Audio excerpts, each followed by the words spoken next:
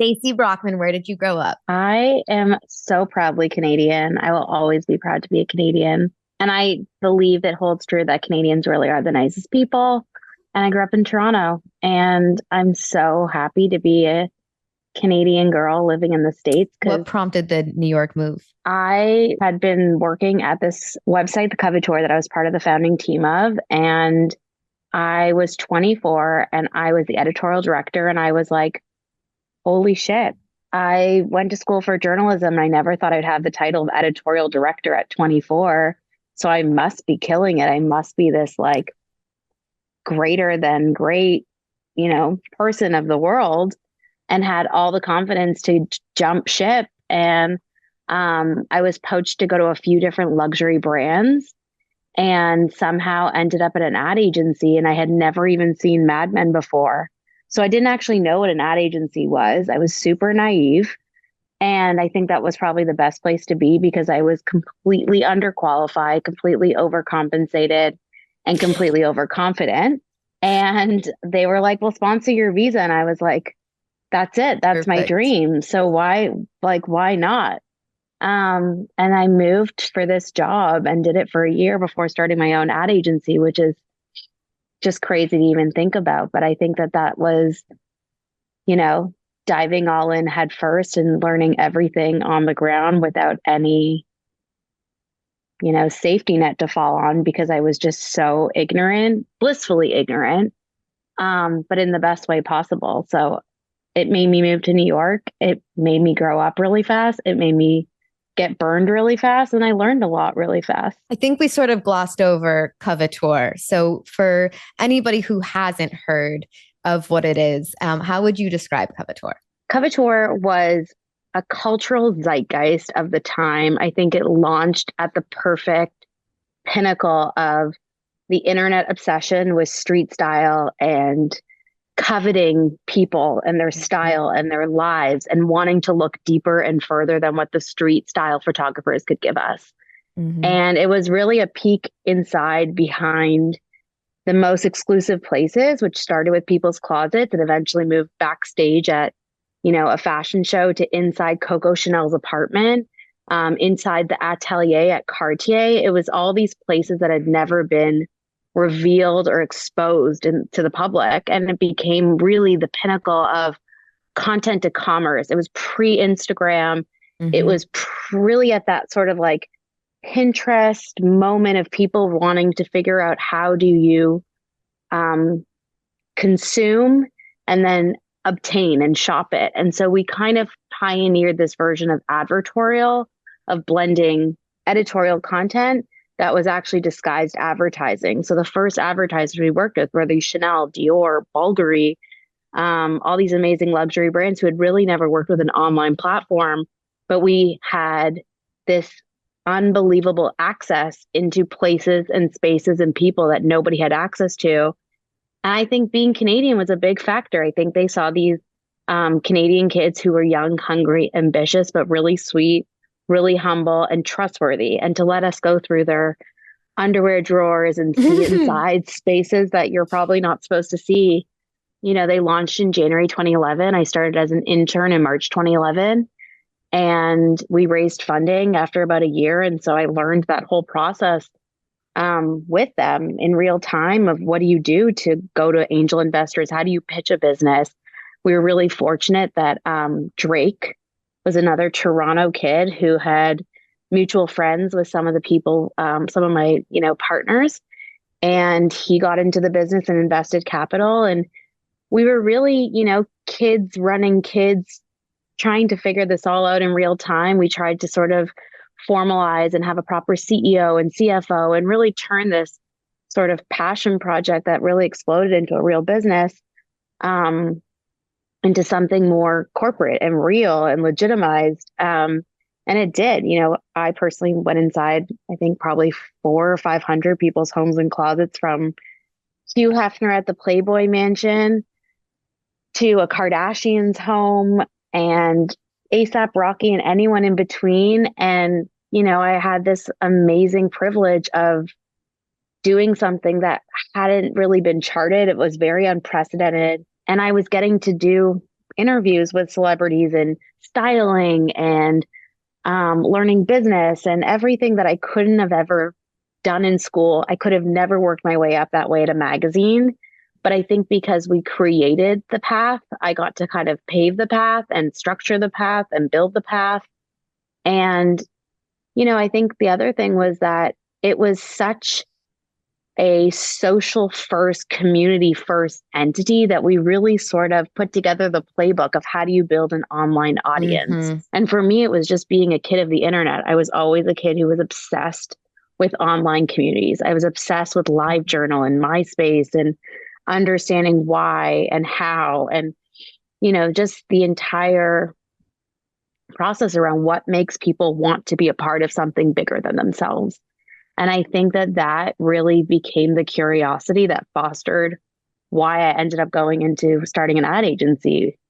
Because that's what makes a brand. That's what builds success. That's what builds long-term success. It's like, how do you get people so obsessed with what you're doing that they can't imagine not being part of it? And I think that the Coveteur was like, I couldn't have asked for a better learning experience than that. I don't think there'll ever be a better learning experience than that. And I'm so grateful. So much of that feels innate to you because now you're way more like low key. You're in a different space, but huge names are hiring you to do the exact same thing for their brands. Yeah, I think that truly is for me where I shine. I think that's probably why I feel the most comfortable being behind the scenes. I have become a go-to for a lot of celebrities and VC companies who are basically want to know what's the white space? How do I build it and what's going to make them come? And I think it's incredibly exciting for people to think about having a brand, because what better way to make money while you sleep? It really is. I mean, it's why every celebrity wants extensions of their brand. It's how you sprinkle your magic into different places. Everyone could be an ideator, an innovator, an entrepreneur. Not everyone is meant to be an operator or a boss or a CEO. And I think that was the biggest learning with myself. I learned firsthand, I'm a great strategist. I'm a great creative mind. I'm a great innovator. I'm a horrible boss. You don't need to be the CEO of the company. And a lot of people don't want to admit that. They don't, because I think nowadays you're almost supposed to be. And I see a lot of celebrity founded companies that are like co-CEO now. So there's no shame in saying this is what I'm good at and this is what I don't want to do. Totally. And I think that's the biggest strength you can have, is admitting all your flaws and finding those people. Because, I think it took me probably a solid decade to be okay with the fact that I wasn't good at things. And it was so humbling. Is that rooted in childhood stuff? Oh, for sure. I was always such a perfectionist. I think I was the youngest of three, and I felt like I had this like torch to carry of being an incredibly talented, overachieving perfectionist, that everything I did had to be above and beyond and supersede expectations, even though my parents didn't have high expectations. And I wouldn't say that in a negative way. I think they just expected us to be who we were and be happy with what we could achieve. And there was nothing ever good enough for what I felt like I could achieve. It had to be better. And, it's interesting how everything comes full circle, because from all those insights that I've gathered as I went along through my professional career, it led me to a lot of personal realizations and having to deal with a lot of mental health issues around that feeling of perfectionism, which to me kind of crumbled my professional career. It was sort of the crux of what made me have to stop being this superhuman, because ultimately I couldn't be a human of the world. I couldn't function. And it was so tough being like, I am not existing because I'm trying so hard to exist in such perfect form. And I'm not doing a good job of any of it. Oh my God. That is hard for me to hear. Yeah. So you're at Coveteur, and how many hours a week are you working? It wasn't quantifiable and it wasn't sustainable.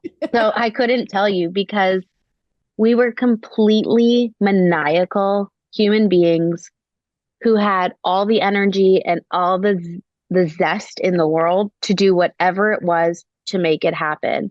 Mm-hmm. And if X person told us that they could shoot tomorrow morning in LA, we were on a red eye that night from Toronto or from New York, and we lived out of hotel rooms. So there was nothing Mm-hmm. sustainable to what we were doing that if I had to quantify it, 100 hours, I don't know, because we did anywhere from 2 to 4 shoots a day.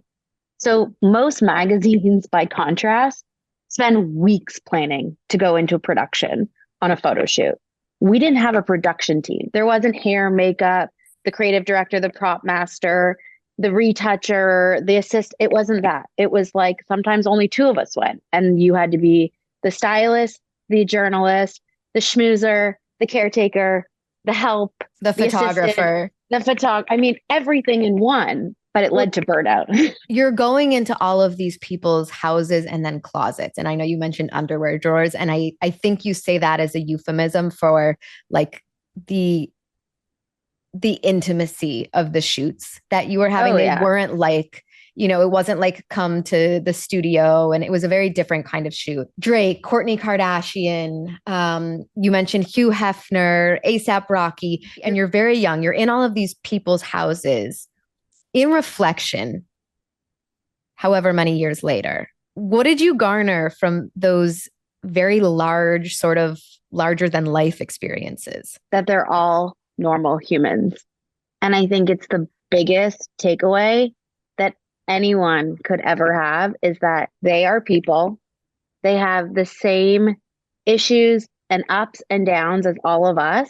We'd be at their house and their kid is screaming, or the nanny didn't show up and they need one of us to hold their baby while they're taking a photograph. Like their agent called, they lost the job and they were like down on it. They were having marital troubles. I mean, it was intimate on a whole other level because there was nobody else around in the Mm-hmm. formal sense of like, there weren't even publicists usually on set or agents, or it was literally like just hanging out with people who happen to have an unbelievable skill set and an unbelievable platform to share it on. And maybe they've won a Grammy or an Oscar or an Emmy or a CFDA award, but they were people. When did you start feeling a change in your attitude, in your emotional well-being, in your mental health? It took me a long time to pinpoint when it happened. And then it parallels probably a lot of the psychedelic assisted psychotherapy work that I did with ketamine assisted psychotherapy. And it took me a long time to go back to figuring out when it really started. But I had my first panic attack on my first trip to LA with the Coveteur. Wow. And I remember being at dinner, and I was actually only an intern at this time, an unpaid intern. And thank God the treatment and the rules and the regulations and everything around interning, I'm sure you probably can remember from like early days of TV and whatever, it's changed. There's a lot more formality. There's a lot more respect. Yeah. And I treated my internship as a presidency. Like it was the only thing that mattered in the world to me. And in the worst way possible, I put it above everything. I put it above family. I put it above friends. I put it above my health. And I was actually going to meet my grandmother and my cousins in Vegas for my 21st birthday present, which was a trip to Vegas, which was something I'd asked for since I was a kid because it was my grandmother's favorite place in the world. And I always wanted to go to the casino with her. And I always thought it was so amazing. And we were I in love that LA. so much. She was my best friend. And so my dream for my 21st birthday was to go to her favorite place in the world, which was Vegas. And the plan was I paid my own ticket to LA to go and intern and go do all these closet shoots with the Coveteur. And we happened to be at dinner and I was getting on a flight the next day. And my role was so all encompassing with interning because I was there from the beginning and I had immersed myself in such a pivotal way that not only was I doing all the interviews and doing all the credits and writing all the bios for the website, but I was running all the social media channels, growing it all by myself, And again, I was actually still in school when we started the website. So I was in my last year of college while doing all of this. And I was getting on a flight to Vegas the next day. And they kind of me feel really bad about the fact that I was leaving them in the middle of this LA trip to go to Vegas and spend time with my grandmother and my cousins. And again, it just sort of punctured this perfectionism. Like, how could I let somebody down? How could I do this to them? When really, like, what more could you expect of somebody? And I went back to our hotel room. We would always share rooms. Like, we were really, doing it the scrappy startup way. And I went in the shower and I just remember hyperventilating and not being able to breathe and thinking, like, am I dying? And that was my first real panic attack. And I'll never forget it because I thought I was going to have to go to Cedars-Sinai. And everything just blacked out. I was like, how is it possible that I could be such a failure? And I'm working so hard and I'm trying so hard and I'm still letting them down. And about a few months later, I was heading to the office, our office for Coveteur in Toronto. And I blacked out on the subway. I woke up, I was in the hospital. I found out I had another panic attack. And oh my God. My parents were like, at what point is this worth it? You're not even being paid. And I was like, you don't understand. Like, this is everything. This is my life. This is my future. This is my reputation. And they were like, there's no amount of work that is ever going to equate to how you feel and how it's going to make you feel. And I remember my dad just looking at me being like, this is completely asinine. Like, you are not an owner of this company. You don't have equity. You're not on the board of this company. You're an intern. Mm-hmm. And at what point are you going to realize, like, this isn't worth it? And unfortunately, I kept up that same level of passion and dedication, of loyalty, of hard work at the expense of my mental health for almost a decade after that. Wow. Until I finally had, like, I'm done, like, I need a timeout. And I really literally had to give myself a timeout in the form of a medical leave because I didn't realize how much my anxiety had escalated into, a general anxiety disorder, into diagnosed depression, into OCD. And I was having all these ongoing issues that were compounding one another, but really started, I think, as a result of my obsession with just perfection and wanting to be everything to everybody when I wasn't really cut out to be, nor is anybody cut out to be. When you look back, was there anybody in your life besides your parents who was sort of waving the red flag, like, Stacie, you're not acting like yourself? Or did everyone kind of like see your professional success and go along with it? I think I've had the same group of best friends since kindergarten. And I think my best friends would constantly tell me, because I would come home from Toronto all the time and they'd be like,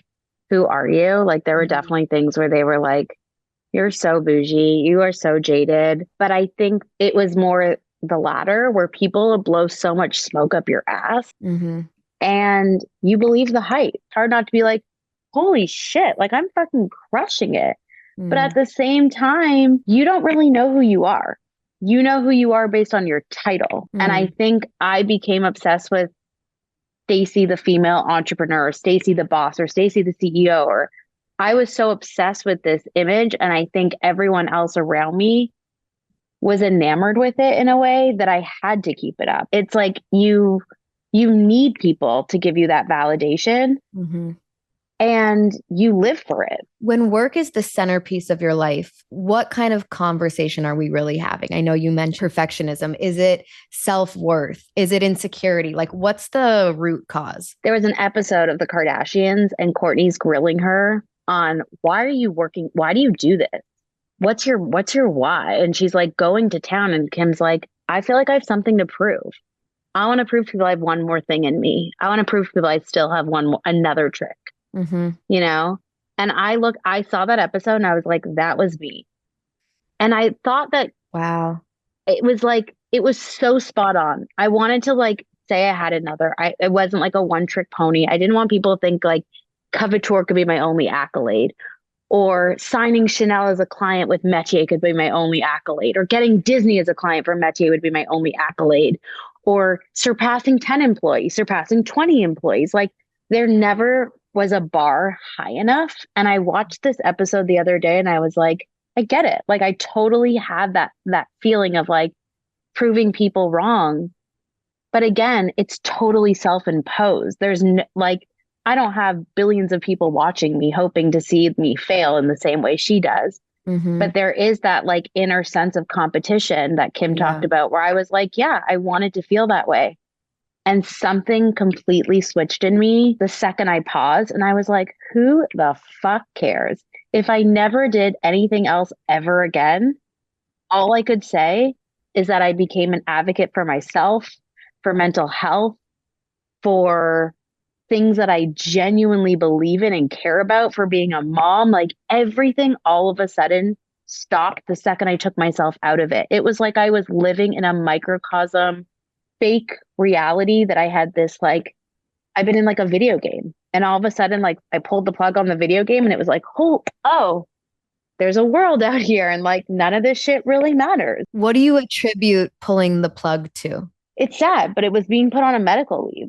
You know, Yeah. I had this very real, visceral, unfortunate demise, is what I would explain to people as. And it was getting so sick. I was having chronic migraines. I thought I was having a stroke on a red eye to LA for a meeting with, we had Disney as a client. We had just signed Playboy as a client. We had all this stuff going on. Wow. I had just lost my grandmother. I had flown to Toronto to sit Shiva, which is something we do in the Jewish religion when someone passes away. My brother had just been diagnosed with cancer. He survived, thankfully. My uncle had been diagnosed with cancer. He passed away tragically. There was so much going on. And I eventually just sort of hit the wall of like, how can Mhm. anyone pretend that this isn't happening? Like, how can I possibly ignore the signs that are telling me that like nobody is superhuman enough to deal with this? So I had a friend who Kim Kardashian did Jay Shetty's podcast. I The love him. so the interview came out and she texted me and she goes, her life sounds exhausting. Ugh.